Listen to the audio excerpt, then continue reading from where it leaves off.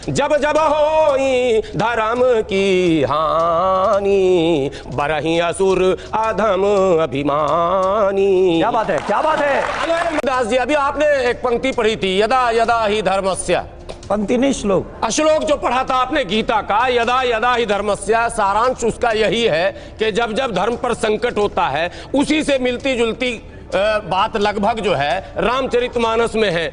जब जब होई धर्म की हानि, बरही असुर अधम अभिमानी। क्या बात है, क्या बात है।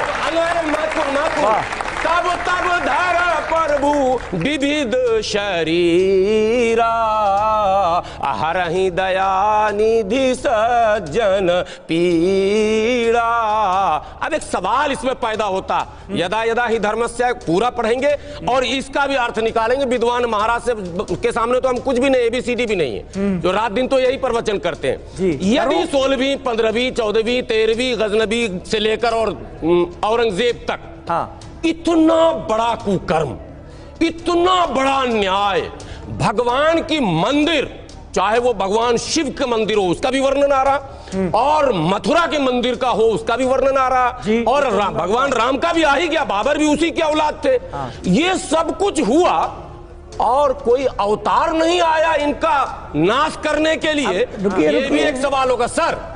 10 सेकंड, ये एक बड़ा सवाल, चूंकि आपने धर्म से पूछा, कुरान से तो हमने कह दिया है, हम मानते हैं मोहम्मद साहब से पहले चाहे बुद्ध हो, चाहे भगवान कृष्ण हो, चाहे राम हो, सब अवतार हैं, इसलिए कि सब लोग अपने समाज में रिफॉर्म के लिए जाने जाते, सबों ने समाज को एक सही दिशा दी, एक प्रचार। तो कहना क्या चाह रहे हैं आप? तो ये मतलब ये क्रूरता जब हो रही थी तो किसी ने अवतार क्यों नहीं लिया, आप ये कह रहे हैं? अगर डिबेट धार्मिक हो तो भी जवाब तो देना, तो भी निकल जाएगा निष्कर्ष, और हिस्टोरिकल डिबेट हो तो भी निष्कर्ष निकलेगा। अब एक लास्ट पॉइंट, इसी पर अरे आपने ये बहुत महत्वपूर्ण सवाल उठा दिया है। वेंकीनंदन जी जल्दी से जवाब मुझे सुनिए।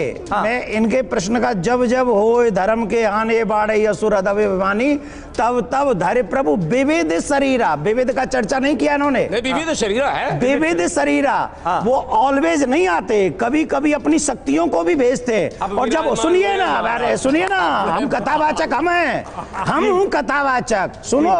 जब जब जिन जिन आतताइयों ने वो कार्य किए, तब तब भगवान ने अपनी दिव्य शक्ति देकर कुछ राजाओं को भेजा, और उन राजाओं को भेजकर उन मस्जिदों को तोड़वाया, फिर वहीं पर मंदिर बनवाया। कहाँ? कृष्ण जन्मभूमि पे।